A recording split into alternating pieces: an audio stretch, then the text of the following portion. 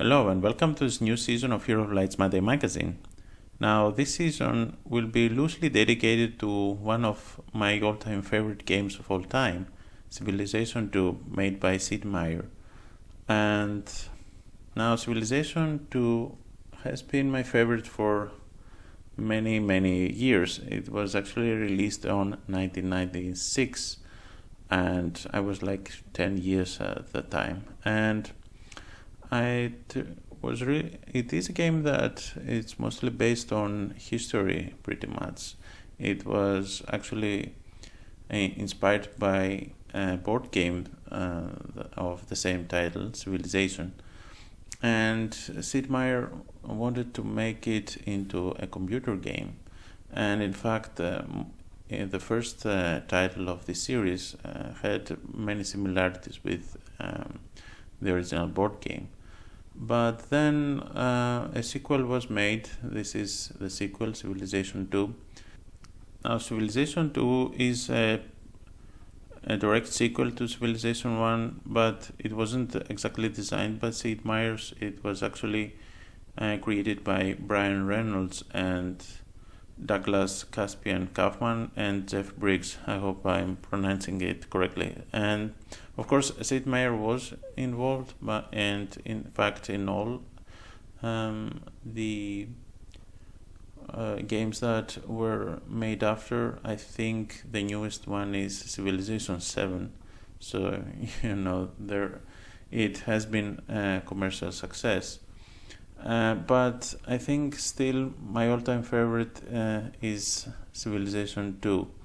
And in fact, for those of you who actually know me from my other work with Heroes of Might and Magic 3 mods, The Glory War, there are some videos, of course, you can check out. Since I've been modding games for a very long time, I thought that I would be amiss if I didn't mod a little bit the other all-time favorite game after Heroes 3. And the fact of the matter is that Civilization 2 actually kind of encourages for you to mod the game, because it is really easy to do so. You can easily change all the text of the game like this. You can change the names of the civilizations. You can change these icons here very easily. I might even make a brief video in the end of this season as to how you can easily mod Civilization 2. And it is a fact that there are literally hundreds of mods out there with Civilization focusing on different parts of human history, like medieval times, solely medieval times, for instance, or ancient times. There's also a Heroes of Might and Magic mod in Civilization 2. So yeah, it's really easy to do so. But what I did here, and this is what I will show you in this first video, is that I added some new technological advancements and new units. So of course you can see all of them here, and I did some things different here.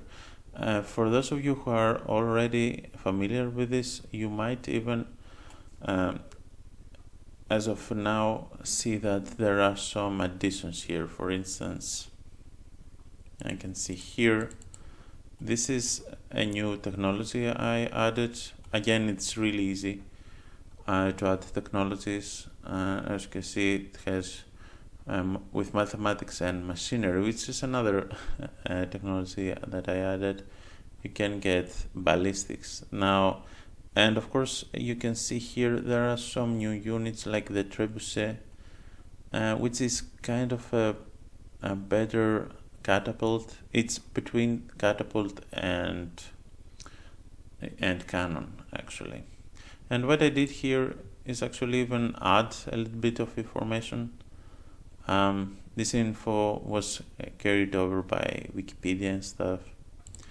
And so here's how this works actually. What I did is I made every single civilization advance start from 8 central ones. Like here you can see the alphabet and calendar gives mathematics. Now in the original Civilization II, there were some advances that didn't require 2 to get them. Like you could get to mathematics without the calendar, which was added by me. If you had an alphabet, you could go for mathematics.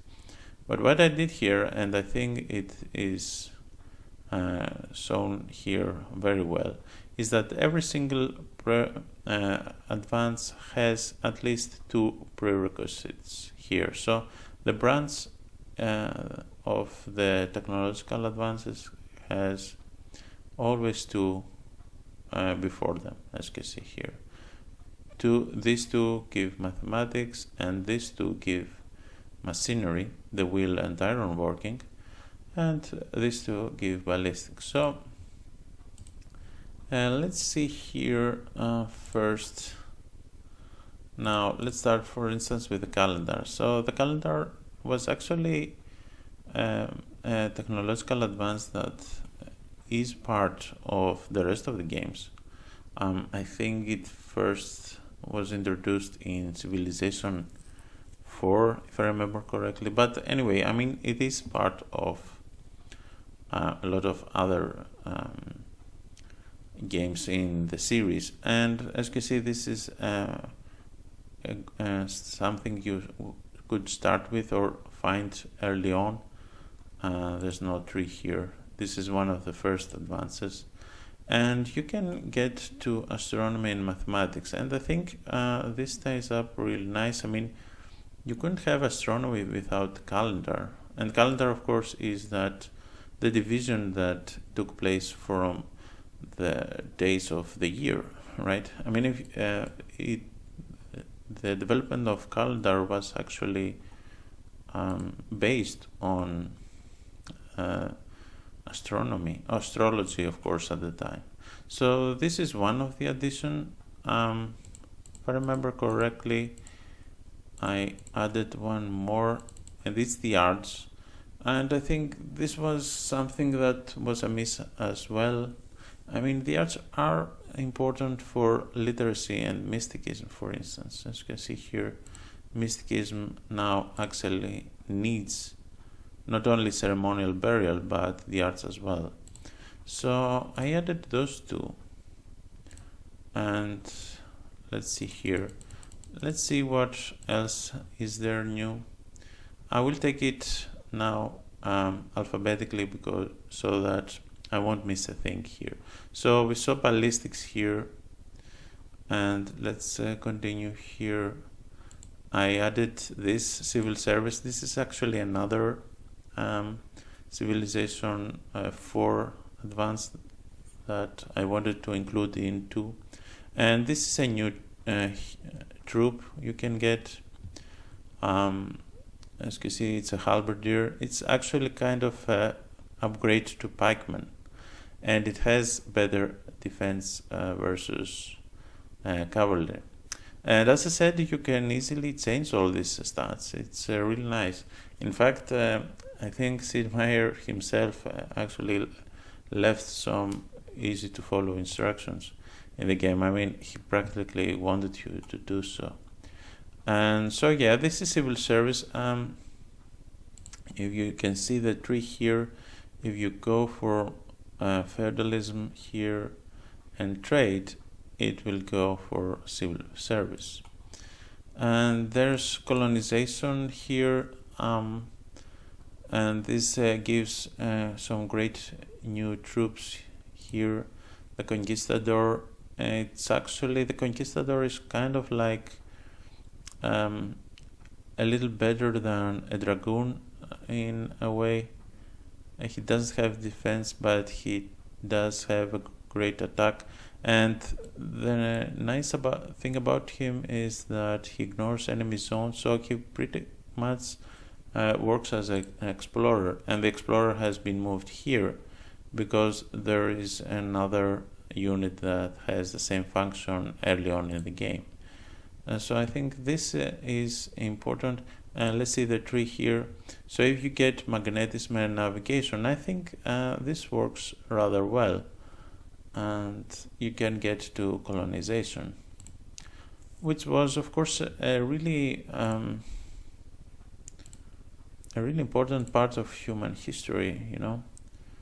And here you can see how the colonies would work. So let's get back there, and let's see. I don't see anything else new here, if I'm not mistaken. And engineering, nope. Of course, I've made some changes in here as well. For instance, here fundamentalism was actually made into fascism, and I made this because actually fundamentalism is kind of like it's not exactly a type of government. I mean, it's a state in which some governments flourish, but I thought fascism was better, and I did change here the fanatics a little bit, not here, but I changed the icon for it. So okay, I don't see anything else here. Not here. Okay, there's an addition here. Now in ironworking you can get a new creature as well here, the cataphracts. Now the reason is that I always felt that you can get the Legion early on, and it's kind of representative of the Roman era, and I thought that it would be nice if you could have a better horseman that would be like this, you know, like a centurion, stuff like that. And the cataphract is actually a really versatile creature, and the artificial intelligence player actually uses it a lot. So yeah, I mean, he's kind of a good deal if you get ironworking. So yeah, there are some, as I said, a lot of new troops and a lot of new advances. And here with machinery, which you can get by the wheel and ironworking, you can get crossbowmen, which is kind of a greater archer troop. It is both great on attack and defense. So most of the units are better versions of already existing ones in a way that actually upgrade the old ones. And so let's see here. And this is military reforms. As you can see, I did change some things around. For instance, you can get riflemen with another advance that wasn't exactly there in the original,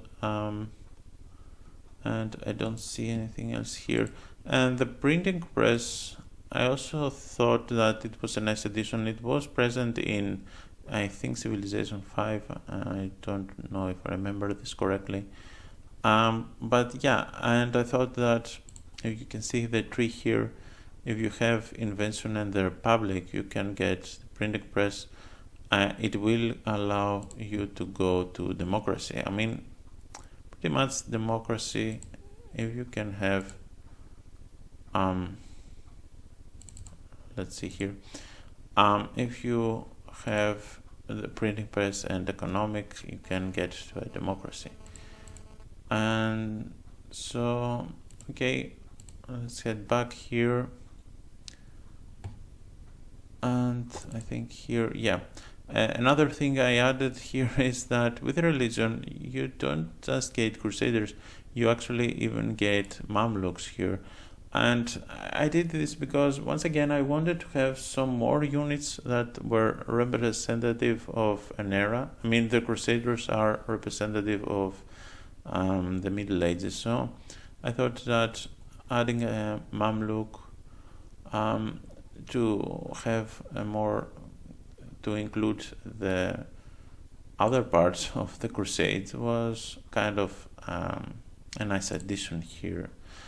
And for instance, there's the Cartographer here. This is an early explorer you can get with seafaring. And let's see what other here we have. Some were changed. For instance, tactics no longer get Alpine troops. This was made because the cavalry and the Alpine troops were not of the same era. I made the Alpine troops to get in later on. And so let's see here. I don't really see any other addition. Of course, I might be wrong here. There's nationalism that will go for fascism. But yeah, that doesn't say anything else. I think pretty much that's it with the addition on the civilization advances. So let's go here on military units. There are a lot of new military units in my mod here as well. Some of them, of course, we already seen. Let's see here. Seen the Conquistadors, the crossbowmen, the cataphracts. We already seen this.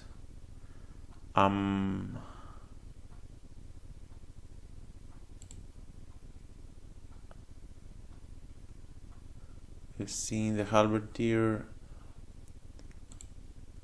Okay, so yeah, I didn't show all of them here. Here's the longship. This is actually a Viking style ship. It kind of serves as an upgrade to the trireme. I always thought that to go from the trireme to caravel was like a big step up, and so I made this exploration. You can get it by seafaring and astronomy, which I think is a nice touch, and you can get the longship from the Vikings.